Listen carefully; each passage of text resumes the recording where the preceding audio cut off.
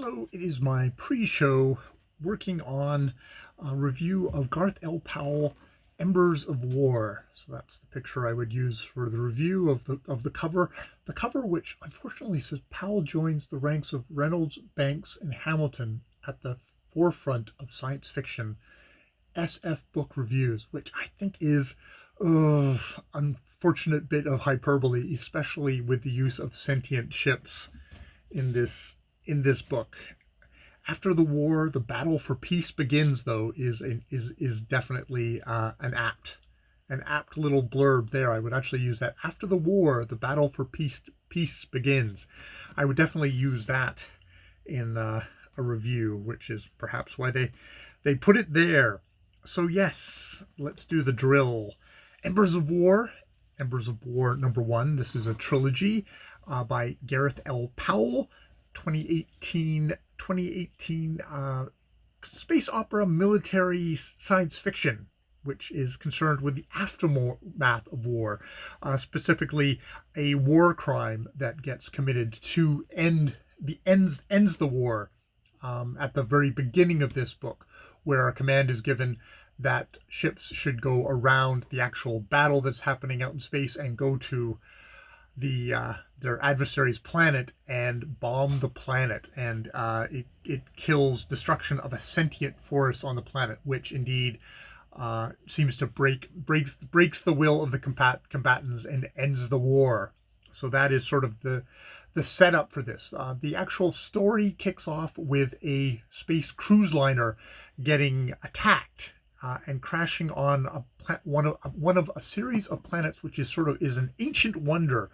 It's a series of planets that have all been carved into particular shapes. The specific planet that the cruise liner crashes on is the shape of a brain. We see all this part of the story through the viewpoint of Una Sudak, a war poet who has whose work was sort of released by a friend, and he rather unwillingly became famous as a war poet. This kicks off a rescue operation for the ship from the House of Reclamation, which is this galactic organization that is sort of like the Black Watch of this universe, where all the rejects and people who've decided to renounce all their loyalties join the House of Reclamation, where they are concerned with doing kind of rescue operations with trying to prevent war, though they're a very ill-funded organization, don't have like sort of broken down secondhand ships, don't have that many. And indeed, it's one of these ships, the Trouble Dog, who is a former warship on one of the sides and was involved in some of the war crimes that happened, but is a sentient ship and just resigned and joined the House of Reclamation itself, or herself. She manifests as a her, but I guess we'll go with her. I'm quite sure if there's a pronoun particularly that's used.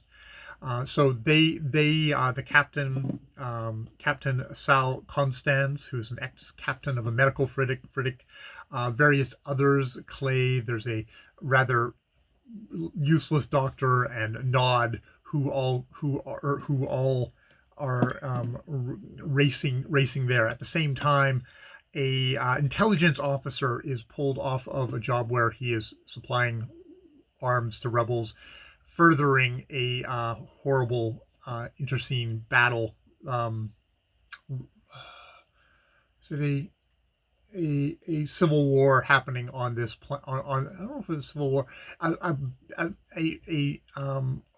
savage kind of local little battle happening on this planet. It's basically a proxy war. He and an agent from the other side, Petrushka, was it Laura Petrushka, they end up also going because he's been given the assignment of, we need Ona Sudak.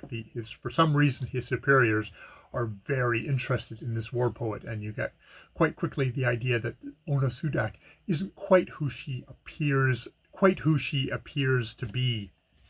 So yes, they are all racing to see who they can, if they can find her. So that's Trouble Dog, Sal Constans, Nod being the probably the more significant. He's this engineer, kind of furry creature who lives almost in the guts of Trouble Dog and takes care of Trouble Dog. Has not that much interaction with the rest of the crew, and is yeah is very is just, it's all about service. It's all about work and going back to the mother tree. It's like you work, you go back to the mother tree, you die.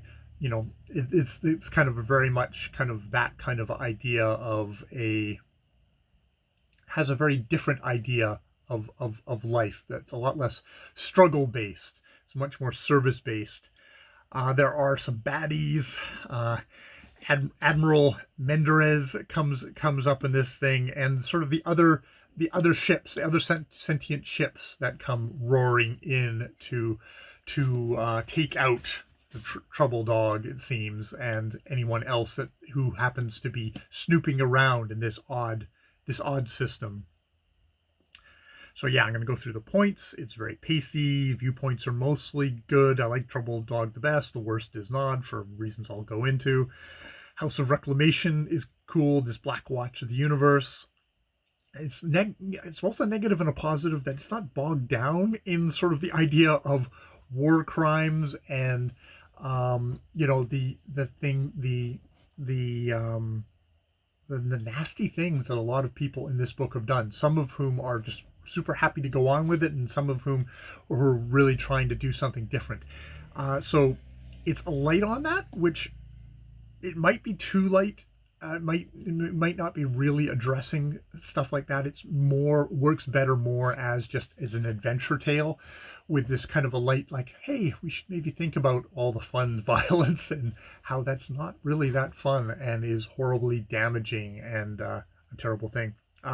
Do get the feeling, unfortunately, that quote with Peter F. Hamilton Reynolds lining up people like that. It's like this kind of stuff with sentient ships and addressing kind of war crimes and complex moral issues has been done better and deeper in other books, and you get the sense that Gareth L. Powell is sort of skimming off some of the fun stuff to play in his own sandbox, which he plays fun. I completely forgot that I've actually read Gareth L. Powell before. I've read his Ack Macaque books, which were alt history books, kind of steampunk, about a talking monkey who flies a Spitfire and gets into adventures. And I don't really particularly remember those books being. It was mostly, those were fun adventure books as well. I don't particularly remember any particular deep issues. It was just like fun rides. So I'm sort of expecting that the rest of this series might just be more fun rides, which is fine. I'm sort of into that. It's nothing I'm ever going to rate too highly, but is fun. So yeah. So the big things: Mbrs of War #1, Gareth Powell, 2018, sort of space opera, military science fiction concerned with the aftermath of war crimes and the race to get to this downed cruise liner. There being a great interest in this war poet, Ona Sudak, and maybe she's not who she appears to be.